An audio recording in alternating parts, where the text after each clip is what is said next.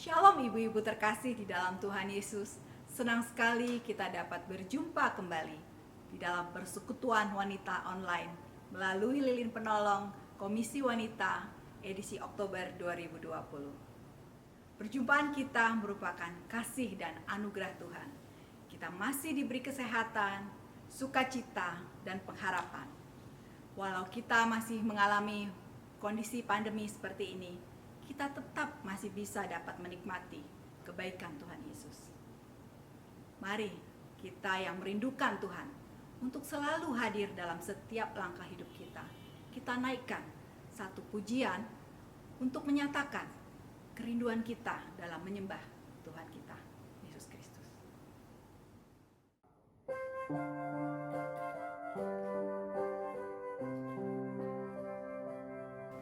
Seperti irusan rindu, sungaimu jiwaku rindu Engkau. Kaulah Tuhan hasrat hatiku, ku rindu menyembahmu. Kaulah kekuatan dan perisaiku, kepadamu rohku berserah. Kaulah Tuhan hasrat hatiku, ku rindu menyembahmu. Yesus, Yesus, Kau berarti bagiku. Yesus, Yesus, Kau segalanya bagiku. Yesus, Yesus, Kau berarti bagiku. Yesus, Yesus, Kau segalanya bagiku.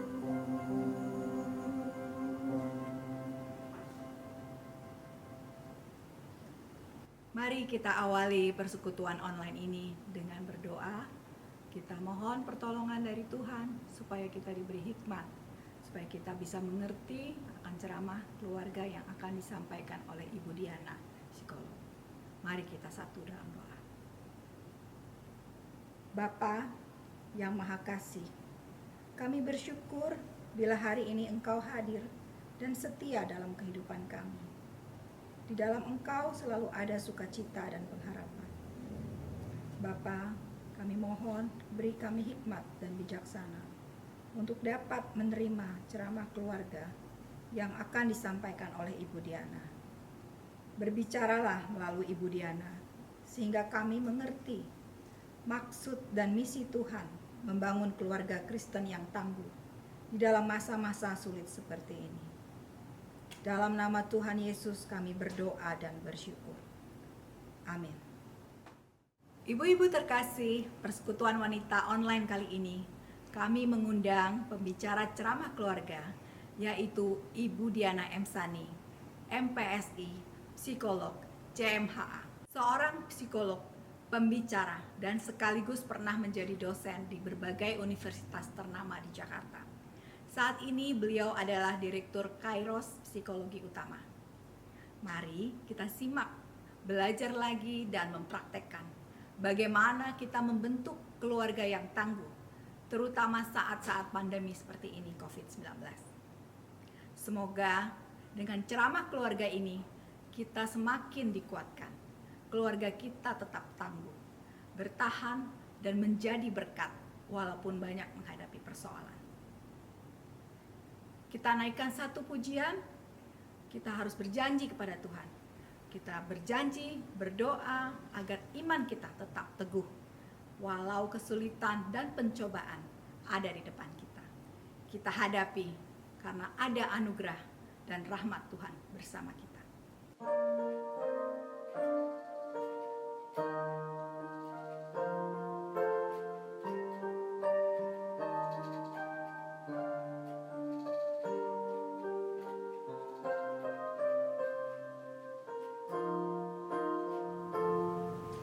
Di setiap janjiku dan setiap doaku, duga langkah imanku, Tuhan bersamaku. Tuhan beri anugerahnya, Tuhan beri kuasanya, Kristuslah di dalamku, aku menang bersamanya.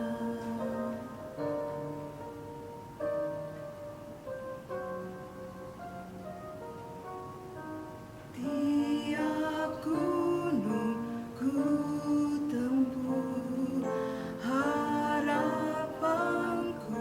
pun teguh, rahmat Tuhan beserta untuk selamanya.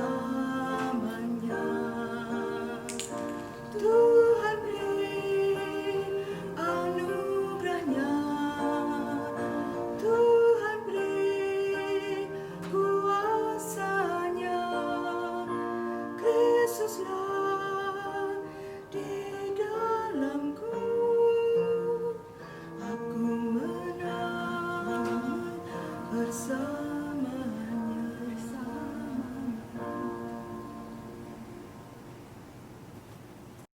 Shalom, Ibu-ibu Komisi Wanita GKI Gading Serpong.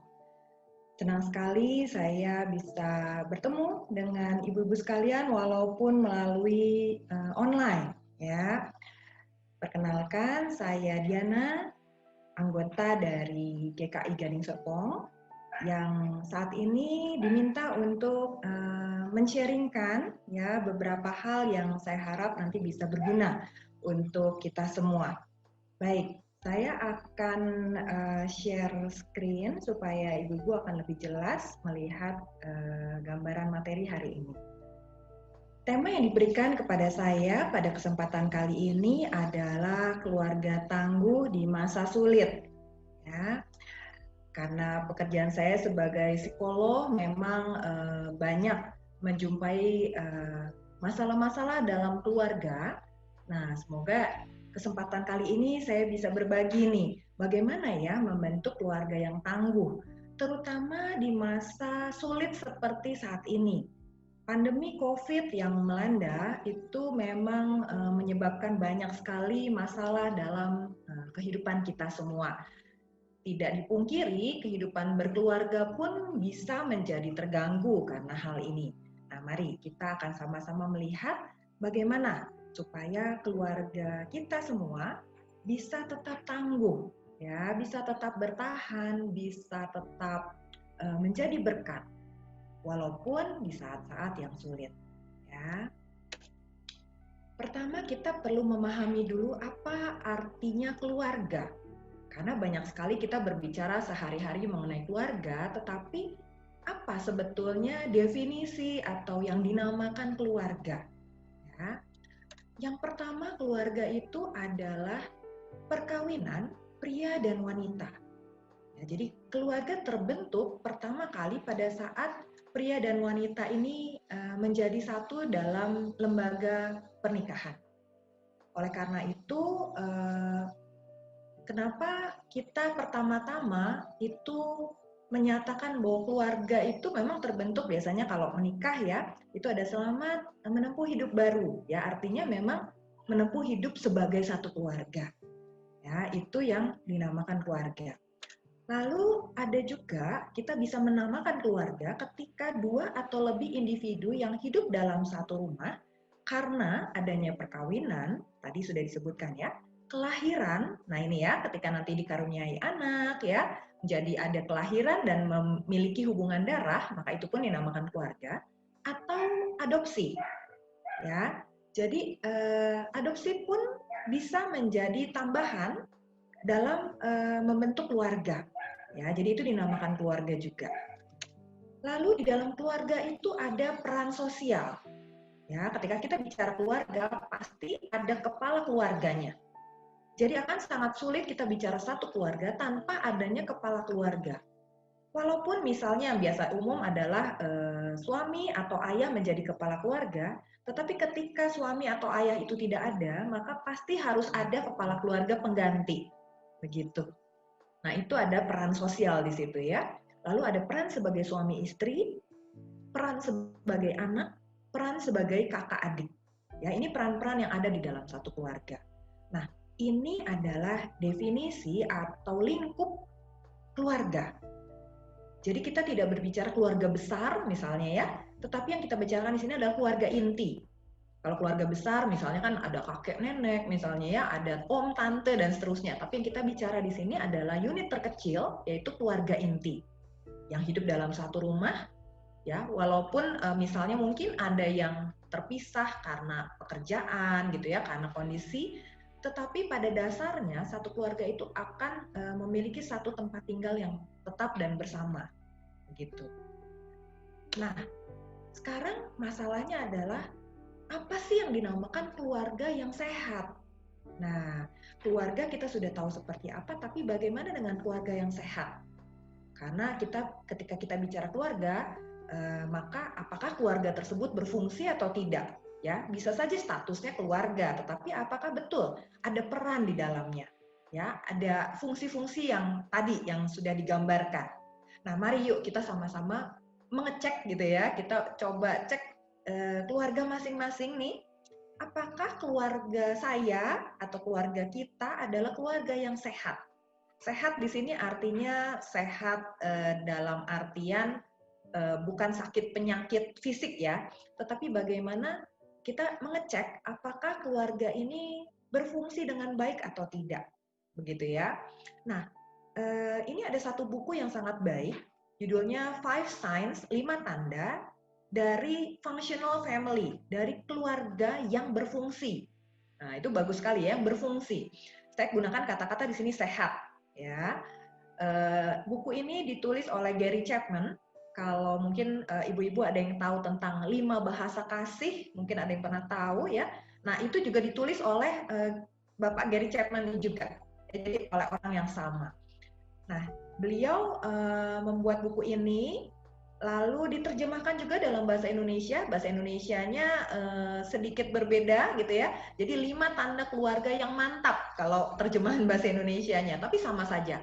Ya, artinya berfungsi, yang sehat, ataupun yang mantap. Intinya yang baik, begitu ya. Nah, saya coba ambil dari buku ini. Ya, tanda-tanda keluarga yang sehat itu seperti apa? Kita coba cek sama-sama ya. Yang pertama adanya keakraban suami istri atau oneness. Seperti yang tadi saya jelaskan bahwa keluarga itu terbentuk pertama adalah pria dan wanita. Jadi yang pertama inti dari keluarga adalah suami istri. Ini sangat penting. Jadi pertama kali keluarga bukan terbentuk karena adanya anak, tetapi karena suami istri dulu. Ya, ini poinnya. Saya sendiri memang aktif dalam bidang pembinaan, khususnya untuk pasangan yang mau menikah. Jadi di gereja GKI Gading Serpong itu kita punya premarital class gitu ya, semacam bina pranikah untuk menyiapkan para pasangan yang memang merencanakan menikah. Apakah memang sudah dekat, sudah ada tanggal nikah, ataupun masih berpacaran dan belum tahu kapan mau menikah, tapi pacarannya serius. Nah, dalam materi pembinaan pranikah tersebut, sering sekali kita mengungkapkan masalah oneness ini, kesatuan dari pasangan. Jadi suami dan istri ini perlu memiliki relasi yang sehat, relasi yang akrab, yang menyatu. Ya, jadi menyatu itu bukan hanya secara fisik menyatu, tetapi juga bagaimana pikiran harus menyatu juga, ya, perasaan. Bagaimana satu dengan yang lainnya ini bisa memiliki hubungan yang menyenangkan, komunikasi yang baik ya. Ini sangat penting. Bagaimana bisa akrab gitu ya? Kalau misalnya ibu-ibu di sini merasa, oh saya akrab dengan suami saya, itu satu tanda keluarga sehat sudah terpenuhi. Begitu ya. Tapi kalau tidak, misalnya, aduh saya kok kalau mau ngomong ragu-ragu ya, kayaknya saya nggak akrab, kayaknya saya asing sama suami saya gitu. Saya lebih dekat misalnya sama anak saya daripada sama suami saya. Nah itu tanda-tanda yang kurang sehat. Ya, dan itu berarti perlu diperbaiki. Karena memang keakraban ini sangat penting. Bagaimana satu keluarga dibentuk itu memang awalnya dari keakraban suami istri. Ya, nanti saya akan jelaskan lebih lanjut. Kita cek tanda kedua ya. Tanda kedua adalah adanya sikap saling melayani di dalam keluarga. Nah, saling melayani ini bisa suami melayani istri, istri melayani suami. Kalau ada anak, berarti orang tua juga melayani anak, dan anak juga melayani orang tua. Ya, ini perlu kita lihat sebagai satu kesatuan. Jadi saling melayani, bukan hanya satu pihak melayani pihak yang lain, tetapi semua memiliki sikap saling melayani. Artinya, saling melayani adalah rendah hati. Ya, rendah hati, mau membantu, tidak mau menang sendiri, tidak ada egoisme di situ ya. Jadi kalau tanda melayani ini ada, ya, ada sikap seperti ini di dalam keluarga Anda, maka ini tanda yang baik. Ya, ini tanda bahwa keluarga Anda memiliki kepentingan yang baik dalam artian tidak egois, begitu ya, bisa saling melayani. Tanda yang ketiga kita cek, suami atau ayah menjadi pemimpin penuh kasih. Nah, ini ada peran yang tadi sudah dibahas ya. Ada peran sebagai pemimpin atau kepala keluarga, tetapi juga yang penuh kasih. Ya. Dalam satu keluarga yang sehat, harus ada yang menjadi pemimpin. Dan pemimpin ini secara prioritas diberikan kepada suami atau ayah. Namun memang jika tidak ada, misalnya karena meninggal atau karena harus bepergian jauh dalam jangka waktu yang panjang, suami atau ayah ini tidak bisa menjalankan tugasnya sebagai pemimpin atau kepala keluarga, maka memang akan beralih pada prioritas kedua. Di sini biasanya ibu, ya. Tetapi secara konsep sebetulnya suami atau ayahlah yang harus menjadi pemimpin. Artinya pemimpin di sini memiliki tujuan menggerakkan satu keluarga ya, memberikan misalnya aturan-aturan, memberikan visi misi ya yang harus dicapai oleh seluruh keluarga, itu memimpin, tetapi juga penuh kasih. Jadi bukan otoriter ya, bukan sekedar oke, besok kita harus pergi ke sana dan semua harus ikut, bukan seperti itu. Tetapi bisa dengan penuh kasih, bisa menanyakan, berdialog dan sebagainya. Ya. Kalau memang ini terjadi, maka tanda ketiga terpenuhi. Tapi kalau tidak ada fungsi ini, maka hati-hati. Berarti mungkin saja keluarga Anda belum menjadi keluarga yang sehat. Ya. Kita lanjutkan, tanda keempat. Tanda keempat adalah orang tua yang mengajar dan melatih. Nah, keluarga yang sehat memiliki orang tua yang mau mengajar dan melatih anak-anaknya. Artinya dia mau mengembangkan, bukan sekedar memproteksi ya atau menyetir. Nah, ini perlu pemahaman yang betul bahwa anak itu dititipkan kepada orang tua ya oleh Tuhan itu untuk dikembangkan, untuk diajar dan untuk dilatih. Nah, peran ini harus ada dalam satu keluarga yang sehat. Maksudnya gimana nih? Kan bukannya semua orang tua pasti mengajar dan melatih ya. Belum tentu. Ada orang tua yang lebih banyak menyerahkan pengajaran dan pelatihan ini kepada pihak sekolah misalnya. Sehingga suami atau ayah tidak mau terlibat. Misalnya seperti itu.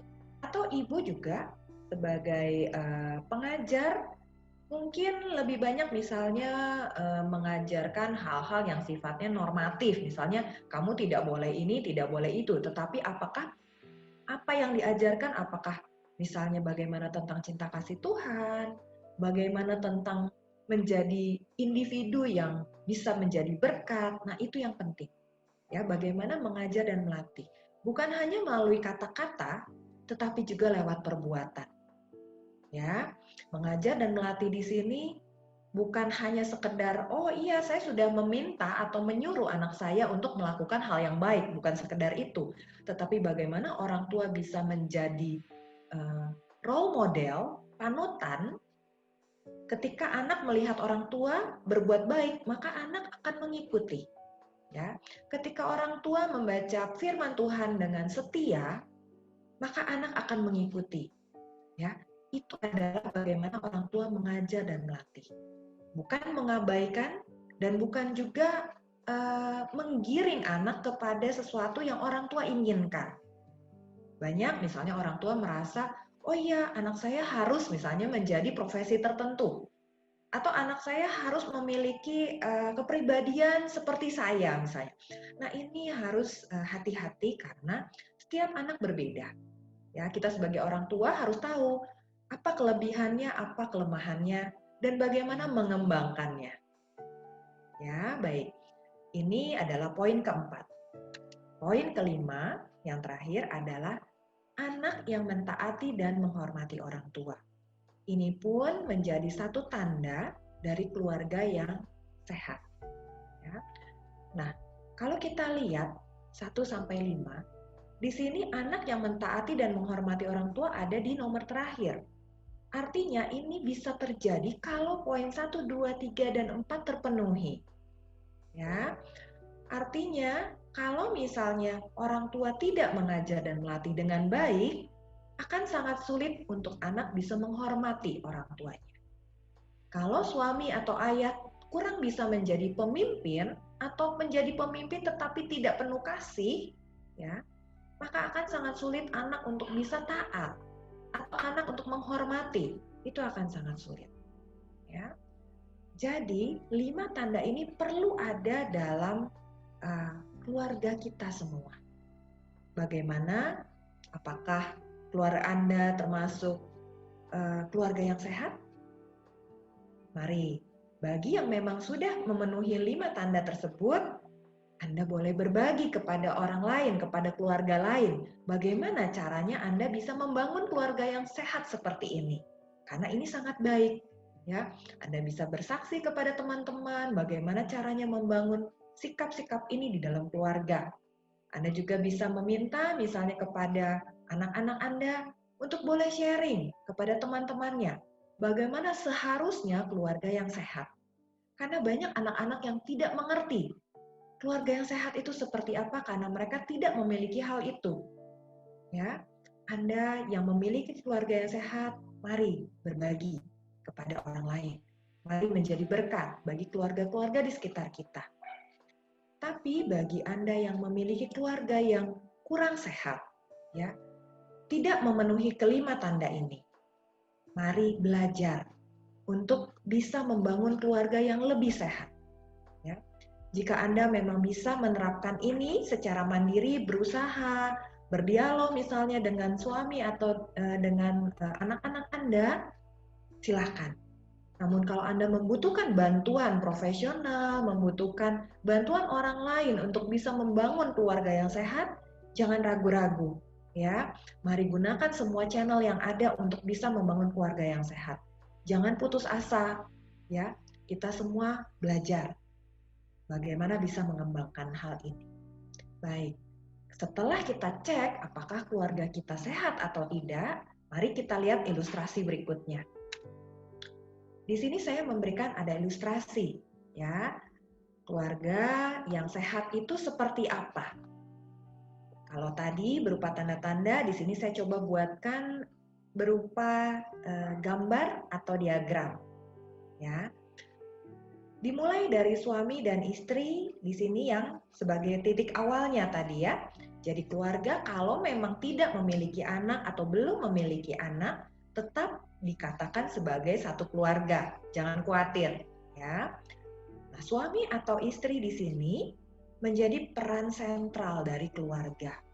Anak itu merupakan bonus. Ingat itu ya. Sehingga keakraban suami dan istri menjadi hal yang penting tadi. Ketika dikarunia anak, maka di sini harus ada prioritas. Suami dan istri tetap harus menjadi prioritas pertama, bukan anak. Prioritas kedua di dalam keluarga barulah anak. Nah, anak pun di sini harus bisa memiliki hubungan yang baik dengan kedua orang tuanya. Kalau dilihat di sini ada panah, ya, bolak-balik dua arah. Artinya suami dan istri bisa bersatu, mempunyai satu suara untuk berdiskusi, berkomunikasi dengan anak. Begitu juga anak ketika berdiskusi dengan orang tua, siapapun itu menjadi satu kesatuan. Itu adalah keluarga yang sehat. Jadi bukan misalnya istri dengan anak lalu suami terpisah. Jadi yang bisa diskusi dengan anak misalnya hanya istri. Atau sebaliknya, yang bisa diskusi dengan anak hanya suami. Anak misalnya mau minta apapun gitu ya, lewat misalnya suami, lewat ayahnya. Tidak berani misalnya lewat ibunya. Nah, itu kurang sehat ya. Kita harus melihat bahwa anak juga akan merasa bahagia ketika melihat ayah dan ibunya itu harmonis. Betul nggak? Kita sebagai anak pasti senang ketika melihat ayah dan ibu kita harmonis. Ayah dan ibu kita menjadi satu kesatuan, memiliki suara yang sama, misalnya dalam memutuskan banyak hal. Artinya ketika ayah bilang iya, maka ibu pun akan bilang iya. Atau sebaliknya, ketika ibu melarang, ayah pun akan melarang. Ketika ayah dan ibu menjadi sinkron, ya, satu suara, maka anak akan lebih menghormati, akan lebih taat daripada ketika suami dan istri punya suara yang berbeda. Ya, misalnya kalau bicara sama mama misalnya, pasti jawabannya iya. Tapi kalau sama papa jawabannya tidak. Nah, ini bahaya.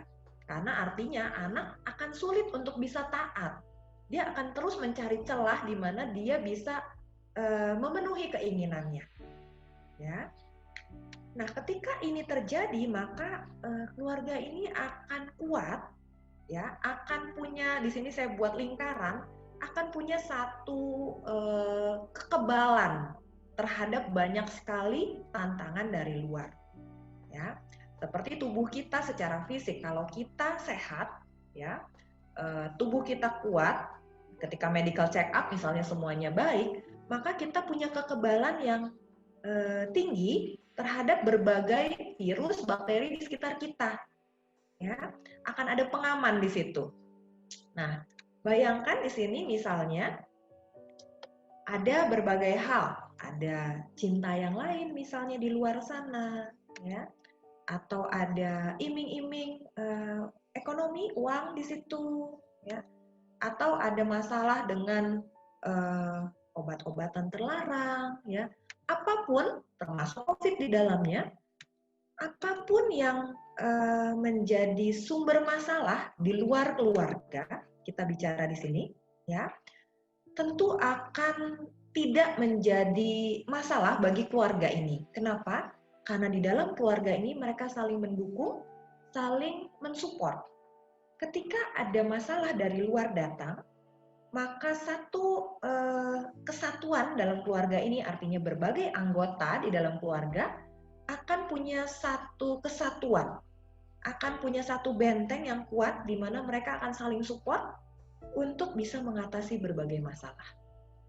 Ya, tetapi sebaliknya kita lihat apa yang terjadi pada keluarga yang tidak sehat.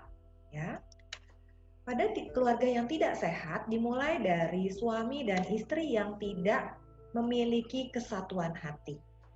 Ya, tidak memiliki kesatuan hati ini bisa karena berbagai alasan. Tetapi di sini sudah ada keretakan.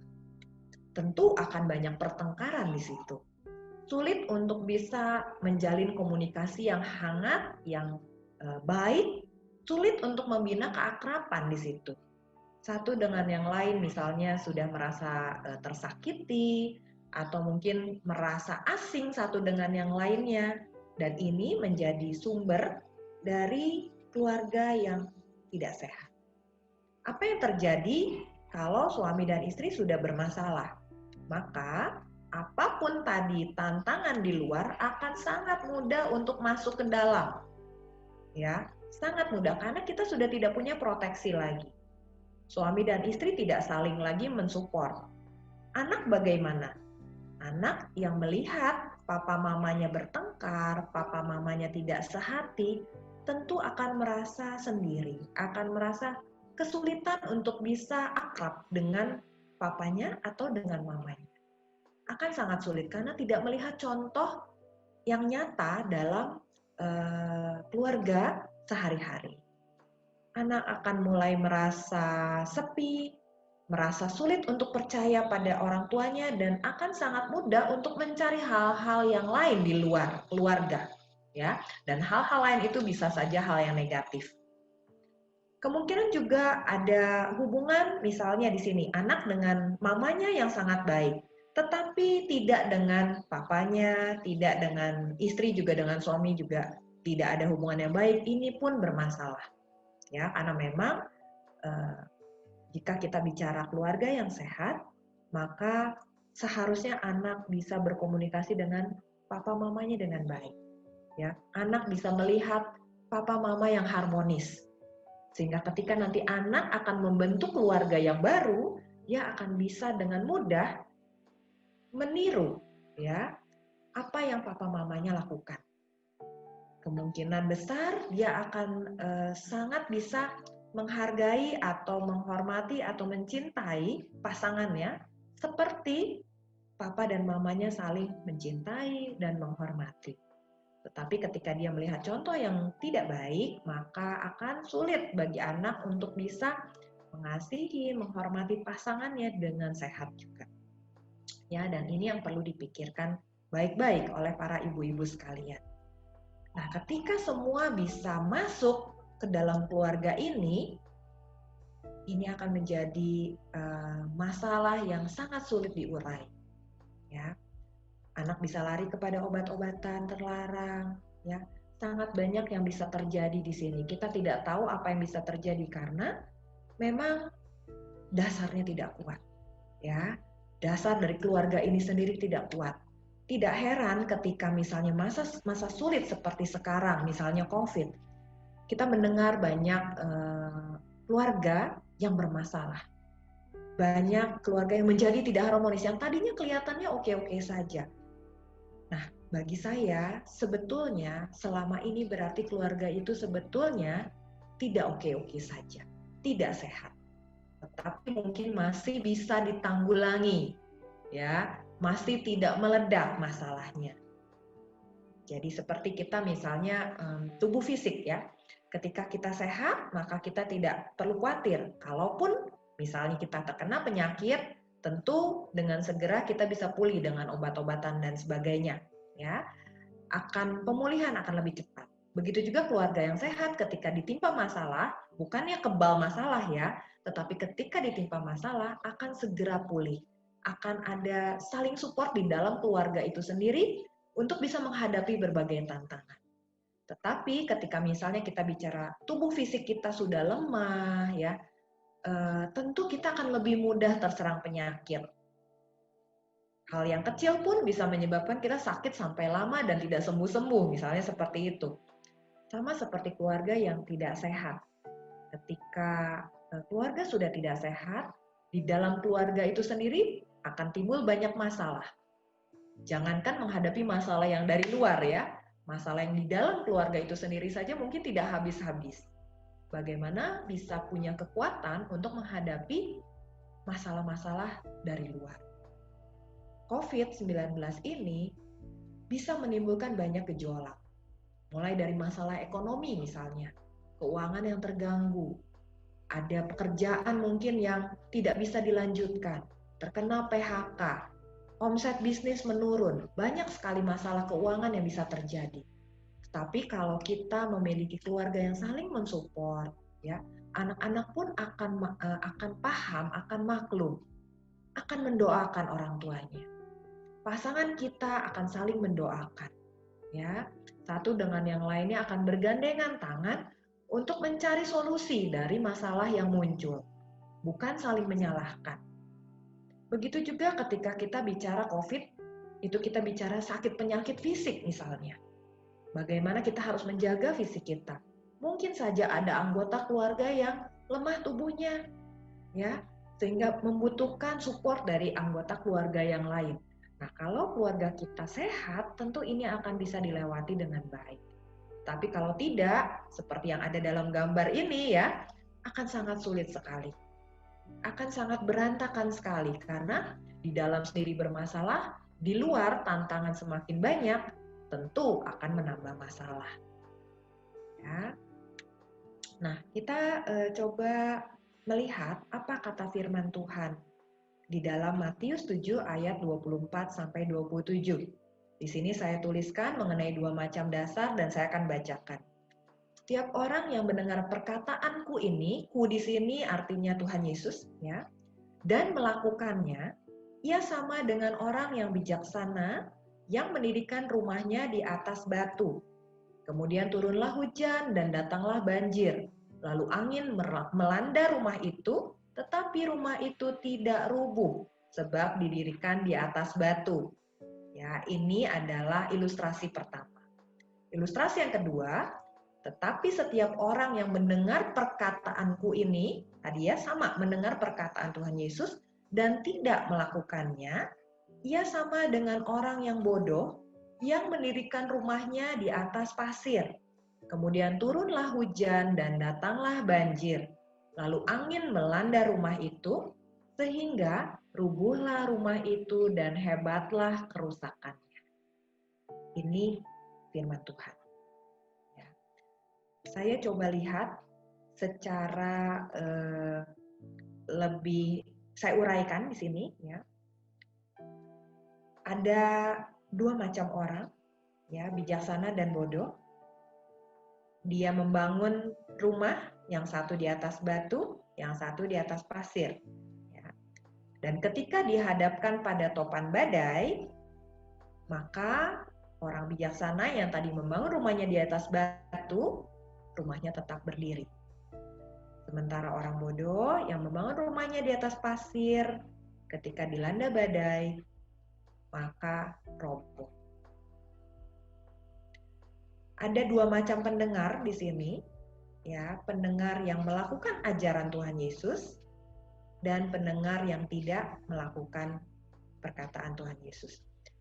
Semuanya mendengar, ya, dua-duanya mendengar, tetapi yang satu melakukan dan yang satu tidak. Makanya yang melakukan disebut orang yang bijaksana dan orang yang tidak melakukan disebut orang yang bodoh. Dan ketika dihadapkan pada badai kehidupan, maka orang yang bijaksana yang melakukan firman Tuhan tidak goyah, tetap tangguh. Sedangkan yang tidak melakukan firman Tuhan ketika dihadapkan pada badai kehidupan, dia akan menyerah. Nah, hal ini bisa kita implementasikan pada keluarga kita semua. Ya. Bagaimana bisa tetap tangguh di masa yang sulit? Tentunya membangun keluarga atau rumah tangga yang tangguh perlu dasar yang kuat. Yaitu apa dasarnya? Melakukan firman Tuhan. Ya. Bukan hanya menjadi pendengar, kita semua sering mendengar khotbah, kita mendengar banyak sekali firman Tuhan dari persekutuan-persekutuan yang kita ikuti, tetapi apakah kita melakukan firman Tuhan tersebut? Apakah kita menerapkan firman Tuhan tersebut dalam kehidupan berkeluarga sehari-hari? Ya, itu yang menjadi landasan kita sebetulnya dalam membangun rumah tangga yang tangguh.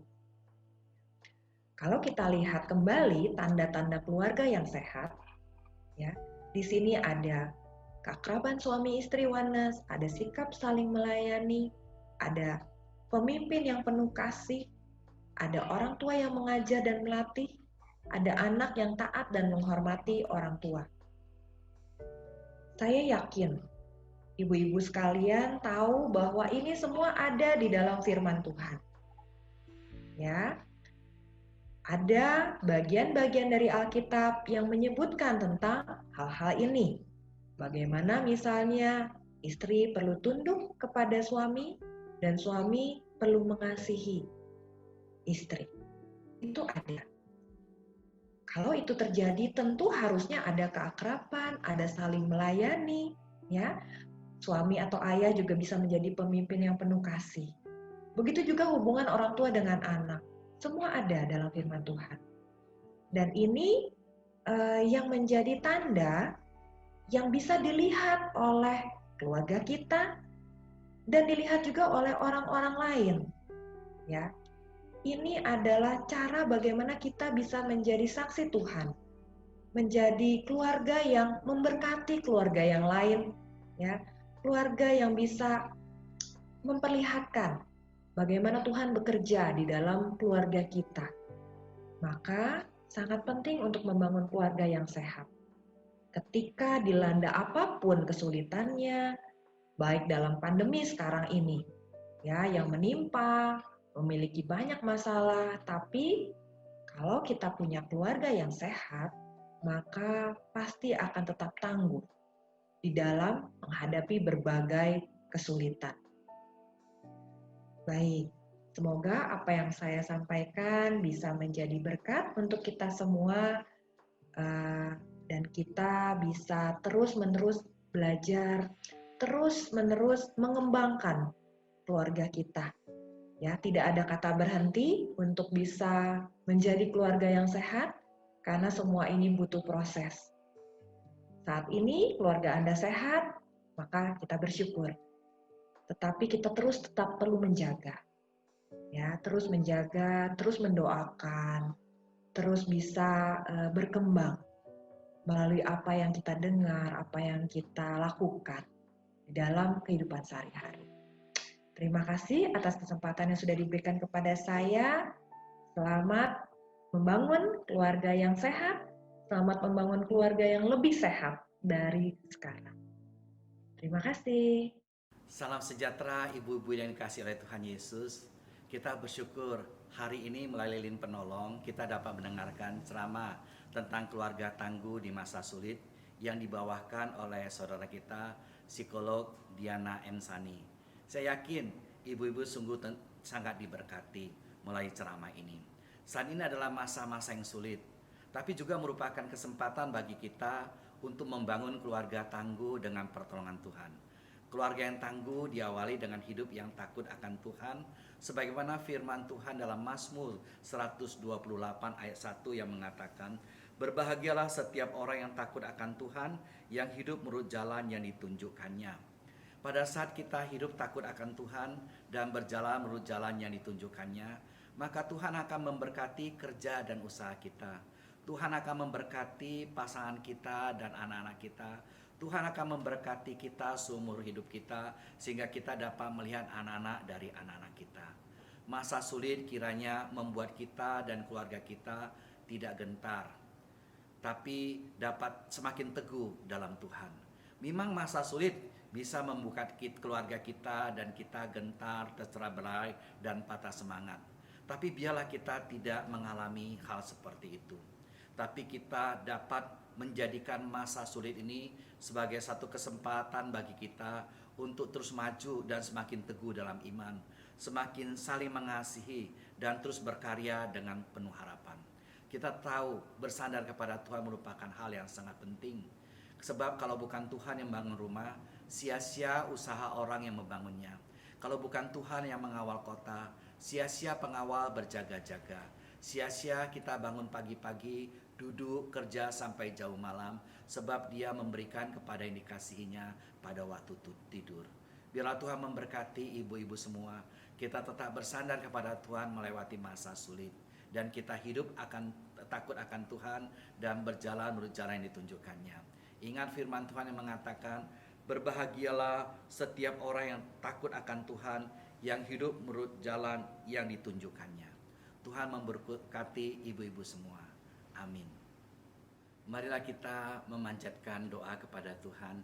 Kita akan berdoa syafaat bersama-sama. Tuhan Allah Bapa kami di surga, kami bersyukur untuk kasih Tuhan kepada kami, untuk pimpinan dan berkat Tuhan. Dalam masa-masa sulit ini, kami tidak berjalan sendiri, tetapi ada Tuhan beserta dengan kami. Dalam kesempatan ini kami mau berdoa syafaat bersama. Kami berdoa untuk saudara-saudara kami yang berulang tahun di bulan Oktober ini. Kami mohon biarlah Tuhan yang memimpin memberkati satu persatu, agar semuanya tetap dalam kasih Tuhan, tetap dalam keadaan baik dan sehat, dan terus bertumbuh dalam iman, kasih, dan pengharapan. Tuhan berkati setiap kami dan juga keluarga kami. Kami berdoa juga untuk jemaat-jemaat wanita yang saat ini dalam keadaan sakit. Biarlah Engkau memberkati setiap anggota jemaat wanita yang saat ini dalam keadaan lemah tubuh, agar mereka tetap dapat merasakan dan mengalami penyertaan Tuhan, dikuatkan, diteguhkan, dihiburkan. Dan biarlah Tuhan juga yang memberkati dan menyembuhkan. Kami juga teringat untuk saudara-saudara kami yang dalam keadaan menghadapi berbagai tantangan dan kesulitan hidup. Biarlah Engkau terus menopang dan Engkau yang membantu dan memberikan jalan keluar. Kami berdoa juga untuk kesejahteraan para ibu-ibu.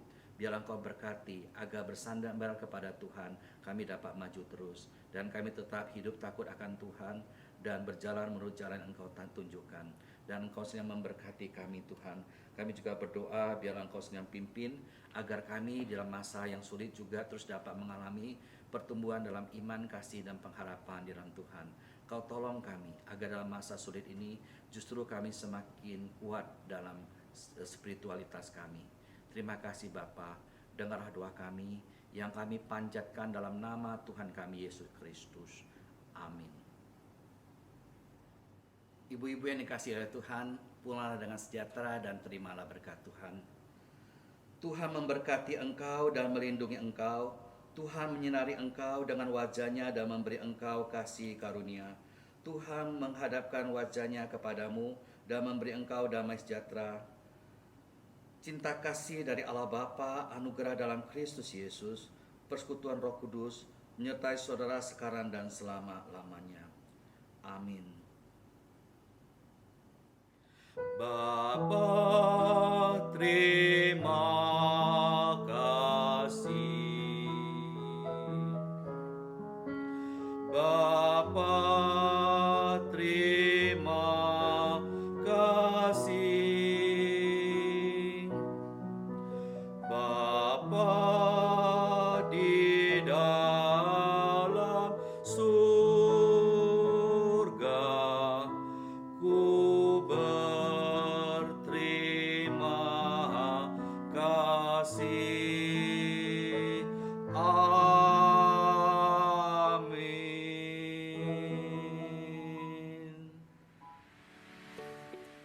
Shalom, selamat siang ibu-ibu yang terkasih di dalam Yesus Kristus.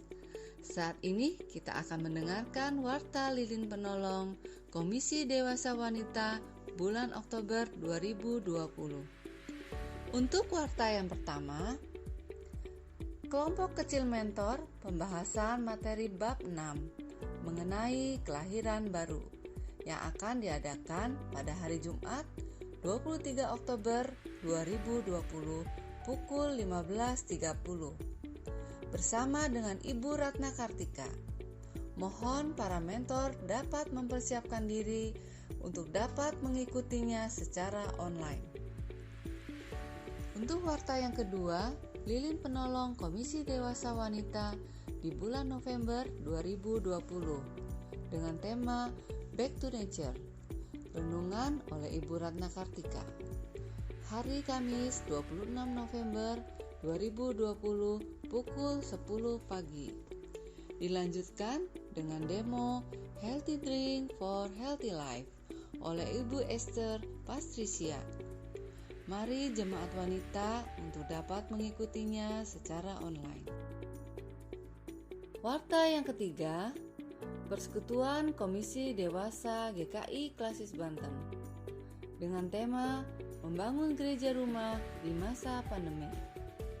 Pada hari Sabtu 7 November 2020 pukul 10 pagi dengan pembicara Pendeta Vincent Ferdinand Markus dari GKI Sutopo.